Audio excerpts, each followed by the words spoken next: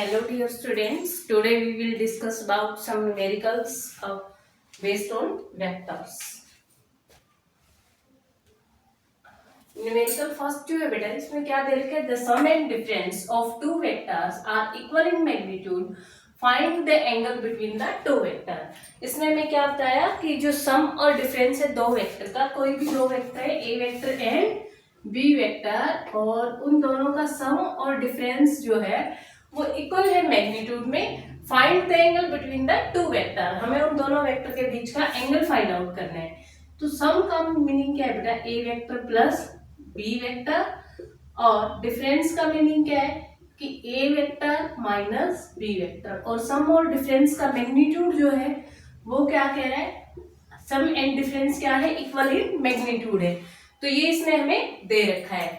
अब हमें क्या करना है, हमें फाइंड आउट करना है angle between the two vector. Angle find out करने के लिए हम क्या करेंगे, बोथ साइड स्क्वायर कर लेंगे। बोथ साइड अगर स्क्वायर करोगे तो फिर आप स्क्वायर ब्रैकेट ओपन करोगे तो बेटा यहां से आपके पास मिल जाएगा a vector square plus b square plus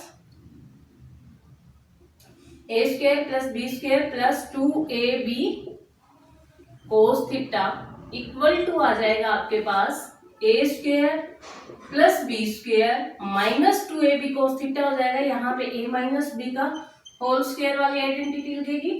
दो ए स्क्वायर बी स्क्वायर को इधर लेके आओगे तो ए स्क्वायर से ए स्क्वायर कैंसिल, बी स्क्वायर से बी स्क्वायर कैंसिल, ये इधर आएगा तो इसमें आके ऐड हो जाएगा, यानी आपको मिल जाएगा 4ab cos theta is equal to 0। यहां से आपका ये सब उधर जाएगा तो 0 के डिवाइड में जो भी जाएगा 0 ही बन जाएगा। कोस थीटा इक्वल टू क्या आ रहा है आपके पास 0, और कोस थीटा 0 कब होता है, जब थीटा इक्वल टू 90 डिग्री हो। ठीक है, तो angle between the two vectors क्या आ गया 90 डिग्री। ए वेक्टर और बी वेक्टर के बीच का एंगल 90 डिग्री हो गया। फिर हमें जो नेक्स्ट क्वेश्चन दे रखा है उसमें कह रहा है कि थ्री वेक्टर्स हैं, a vector b vector and c vector, और तीनों का अगर हम सम करें तो वो 0 के इक्विवेलेंट आता है। और मोड ऑफ ए जो है वो 12 के इक्वल दे रखा है, मोड बी 5 दे रखा है, और मोड सी की वैल्यू जो दे रखी है 13 दे रखी है। हमें एंगल फाइंड आउट करना है between A vector and B vector. A vector और बी वेक्टर के बीच का एंगल फाइंड आउट करना है। हम यूज करेंगे इस वाली इक्वेशन का, यानी a vector plus b vector plus c vector equal to 0 दे रखा है। सी वेक्टर को उधर लेके जाएंगे माइनस हो जाएगा, a vector plus b vector is equal to minus c vector. दोनों तरफ मैग्नीट्यूड लेंगे और स्क्वायर कर देंगे।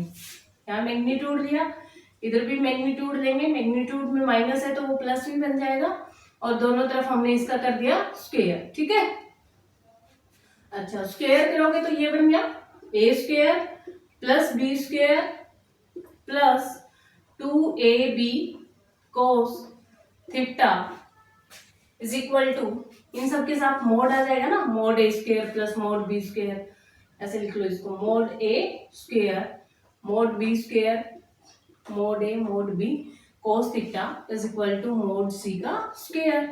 ये आ गया। ए की वैल्यू पुट करोगे 144 बन जाएगा, 12 का स्क्वायर करोगे प्लस बी का स्क्वायर करोगे 25 प्लस में 2 mod a mod b, 2 into 12 into 5, 2 into 12 into 5 करोगे तो 2 इंटू 5 10, और 12 की multiply 120 cos theta is equal to mod c का स्क्वायर 13 का स्क्वायर 169 आ जाएगा। 144 और 25 को ऐड करोगे तो कितना आएगा, 5 और 4 9, 4 to 6 यानी 169 के इक्वल ये आएगा।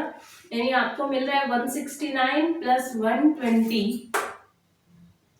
कोस थीटा इज इक्वल टू 169। 169 उधर जाएगा माइनस हो जाएगा और 0 बचेगा। 120 cos theta is equal to 0, और cos theta is equal to क्या आ रहा है आपके पास 0 के इक्वल आ रहा है, यानी थीटा क्या आ गया 90 डिग्री। तो angle between A vector and B vector आपको क्या देखने को मिल रहा है यहाँ से 90 डिग्री। ठीक है, तो ये हमारे कुछ क्वेश्चंस थे वेक्टर पे बेस्ड। फर्दर हम और इनकी प्रैक्टिस करेंगे। नेक्स्ट हम पढ़ेंगे बेटा रिजोल्यूशंस ऑफ वेक्टर्स।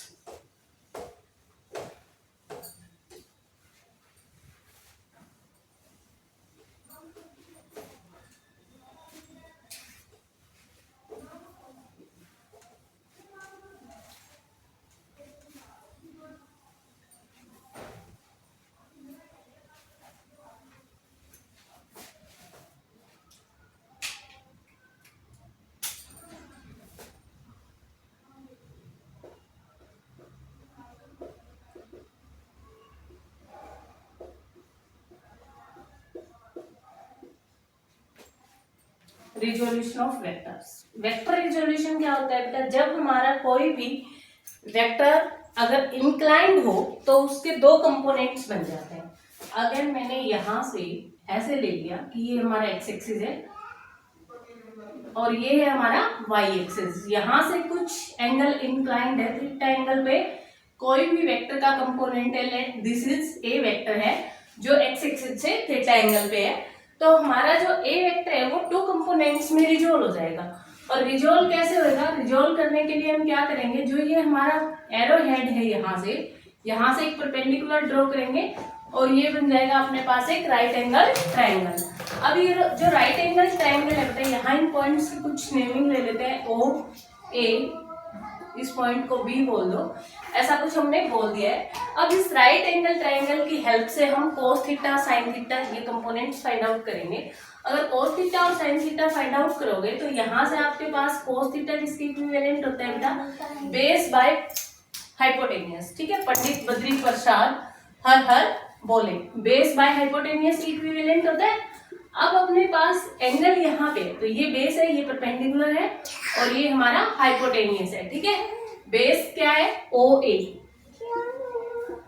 और बाय में हाइपोटेनियस क्या है आपका ओ बी, ये आ गया आपके पास। ठीक है, यानी O B cos theta is equal to O A के इक्वल आ रहा है। ओ ए वाली जो लेंथ है, ये वाली लेंथ, यहाँ से हमें क्या मिल रहा है, O A by O B is equal to cos theta आ गया। O A is equal to direct product करवा दो, ओ बी कोस थीटा के इक्विवेलेंट आ गया।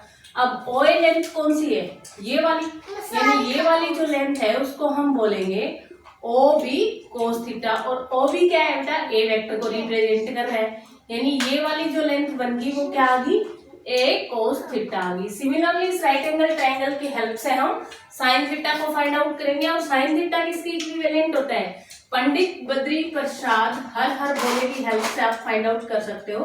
हर हर बोले, ये परपेंडिकुलर बाय हाइपोटेनियस होता है sine theta, base by hypotenuse होता है कोस थीटा और परपेंडिकुलर बाय बेस जो होता है वो होता है आपका टेन थीटा। तो यहाँ से साइन थीटा क्या आएगा, परपेंडिकुलर बाय हाइपोटेनियस, परपेंडिकुलर क्या है यहाँ पे बी ए और हाइपोटेनियस ओ बी, यानी A B by O B. और यहाँ से आपके पास जो ए बी लेंथ आ रही है वो क्या आ गई, ओ बी साइन थीटा के इक्विवेलेंट आ गई। A B is equal to क्या आ गया आपके पास, ओ बी साइन थीटा। और ओ बी की वैल्यू क्या है, ओ बी है आपका ए वेक्टर के इक्विवेलेंट, यानी ए बी जो आ गया वो क्या आ गया, ए साइन थीटा। ठीक है, और ए बी लेंथ जो है वो ये वाली लेंथ भी हम इसको भी ए बी बोलेंगे, तो यानी ये वाला कंपोनेंट जो बनेगा वो तो हो गया आपके पास ए साइन थीटा और इधर वाला जो कंपोनेंट हो गया उसको बोलेंगे ए कोस थीटा। इन जनरल हम सिंपल वे में इसको एक शॉर्टकट वे से याद करने की कोशिश करें तो हम ये देखते होते हैं कि जिधर थीटा एंगल होता है उधर कोस वाला कंपोनेंट आ जाता है जो भी वेक्टर दे रखा होता है, और उसके परपेंडिकुलर में साइन थीटा वाला कंपोनेंट आ जाता है।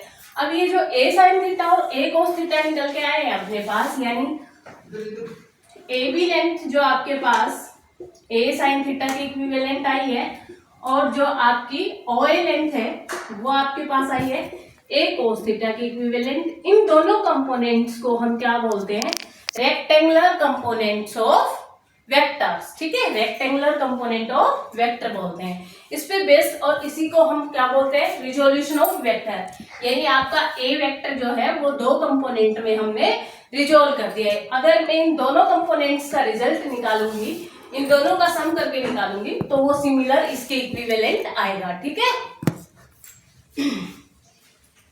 नेक्स्ट इस पे बेस से क्वेश्चन करते हैं हम।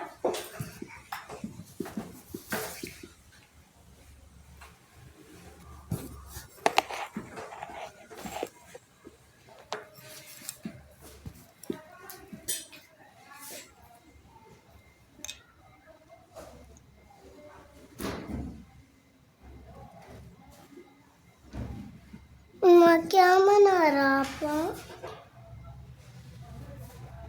इसको बोल दो T1, इसको बोल दो T2।